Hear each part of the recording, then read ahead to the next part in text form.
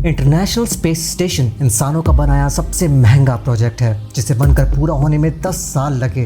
लेकिन आखिर इसकी शुरुआत कहाँ से हुई? यहाँ पर हर वक्त कम से कम 3 एस्ट्रोनॉट्स क्यों रहते हैं? आखिर कैसे यहाँ पर ऑक्सीजन पहुँचाई जाती है जो कि 2400 घंटे एस्ट्रोनॉट्स को सांस लेने में मदद करती है? और आखिर इसे बनाया ही क्यों गया था? इन सारे सवालों का जवाब हम ढूंढेंगे आज इस वीडियो में। तो देर किस बात की है, चलिए देखते हैं। मेरा नाम है Deepanshu Verma and you guys are watching the trending take.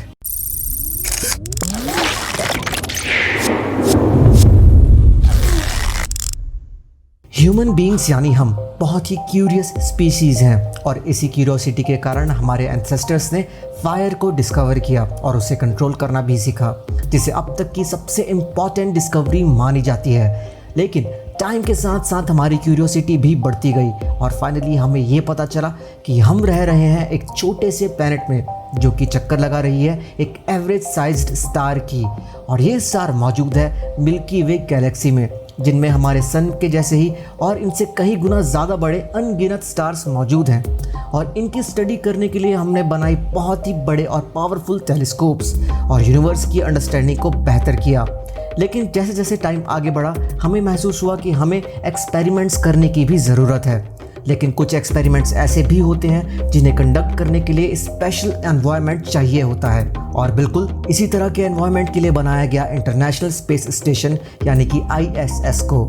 इसकी कहानी शुरू होती है 1984 में, जब अमेरिका ने डिसाइड किया कि वो एक स्पेस स्टेशन बनाएगा। लेकिन ये प्रोजेक्ट काफ़ी बड़ा था और इसको पूरा करने के लिए अमेरिका के पास जो बजट था वो काफ़ी कम पड़ने लगा था। इसलिए 1988 में नासा ने जापान, कनाडा और यूरोपियन स्पेस एजेंसी से हेल्प मांगी। और इसके ठीक 5 साल बाद USA के प्रेसिडेंट बिल क्लिंटन ने रशिया को इनवाइट किया दुनिया की सबसे एक्सपेंसिव ऑब्जेक्ट को बनाने में, जो कि इवेंचुअली बना सबसे बड़ा मैन मेड सैटेलाइट। आज हम जिस स्पेस स्टेशन को देखते हैं उसकी लेंथ 109 मीटर और ब्रेड्थ 73 मीटर की है, यानी ये किसी फुटबॉल फील्ड की जितनी बड़ी है।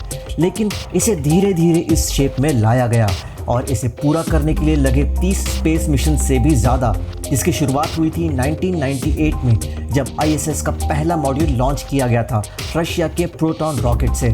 और इसके ठीक 2 हफ्ते बाद नासा के STS-88 स्पेस शटल से नोड 1 मॉड्यूल को स्पेस में पहुंचाया गया। इसी तरह के कई सारे मिशंस और 10 साल की मेहनत के बाद तैयार हुआ ISS, जिसके कंप्लीट होने के बाद इसका वजन बना 460 टन्स का। इंटरनेशनल स्पेस स्टेशन को 2 पार्ट्स में डिवाइड किया गया है, जो कि है रशियन ऑर्बिटल सेक्शन ROS, जिसे सिर्फ रशिया ऑपरेट करता है, और दूसरा है United states orbital section USOS, जिसे USA के साथ साथ बाकी की कंट्रीज ऑपरेट करती हैं। ISS को बनाने के एक नहीं बल्कि कई सारे रीजंस थे, जैसे कि कुछ ऐसे एक्सपेरिमेंट्स को परफॉर्म करना जो कि सिर्फ माइक्रोग्रेविटी में ही पॉसिबल होते हैं, जो कि रिलेटेड होते हैं एस्ट्रोबायोलॉजी, एस्ट्रोनॉमी, मीटियोरोलॉजी और फिजिक्स से। और इसके साथ साथ यहाँ पर फ्यूचर में होने वाले लॉन्ग डिस्टेंस और बड़े मिशंस जैसे कि मार्स और मून मिशंस के लिए यूज होने वाले स्पेसक्राफ्ट सिस्टम की टेस्टिंग भी की जाती है। लेकिन क्या आपको पता है कि ये हमसे उतनी भी दूर नहीं है जितना कि लगता है? एक्चुअली इंटरनेशनल स्पेस स्टेशन को अर्थ के सरफेस से सिर्फ 400 किलोमीटर ऊपर लो अर्थ ऑर्बिट में स्टैब्लिश किया गया है। कंपैरिजन के लिए बता दूं कि कुछ सैटेलाइट्स ऐसे भी होते हैं जिन्हें 36,000 किलोमीटर की ऑर्बिट में रखा जाता है।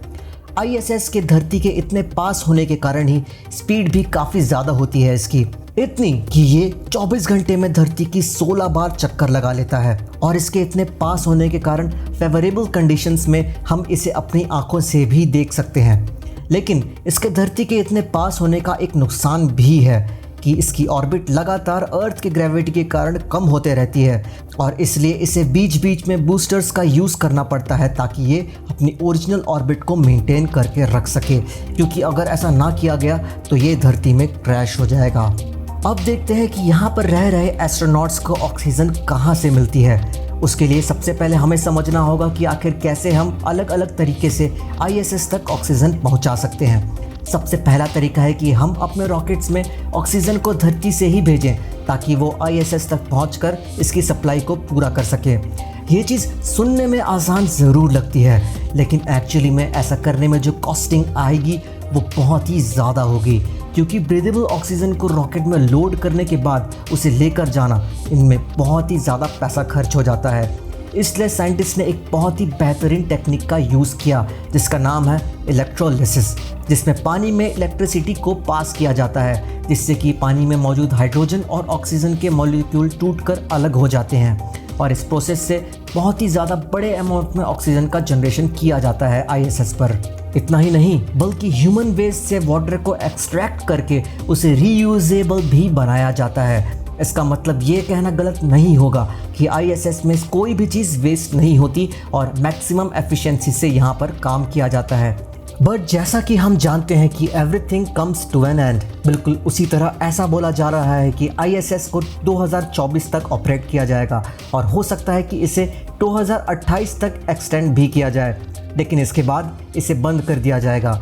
लेकिन आखिर इंटरनेशनल स्पेस स्टेशन के रिटायर होने के बाद इसकी जगह कौन लेगा? ISS को डायरेक्टली रिप्लेस करेगा लूनर ऑर्बिटल प्लेटफॉर्म गेटअवे, जिसे पहले डीप स्पेस गेटअवे के नाम से जाना जाता था। और ये ISS की तरह धरती से सिर्फ 400 किलोमीटर पर ऑर्बिट नहीं करेगा, बल्कि ये ऑर्बिट करेगा मून का, जो कि इसे धरती से बहुत ही ज़्यादा दूर रखेगा। बट अब ये लूनर ऑर्बिटल प्लेटफॉर्म गेटअवे क्या है और इसमें खास क्या होगा, ये सारी बातें मैं आपको आने वाले वीडियो में बताऊंगा। आज के लिए इतना ही। आई होप कि आपको आज के हमारे वीडियो से कुछ नई चीज़ें जानने को मिली होंगी। अगर आपको हमारे वीडियो पसंद आया तो आप लाइक करें, शेयर करें और बेल बटन को प्रेस करना ना भूलें। आप चाहें तो हमें फेसबुक, इंस्टाग्राम और टिकटॉक पर भी फॉलो कर सकते हैं। See you guys in next video.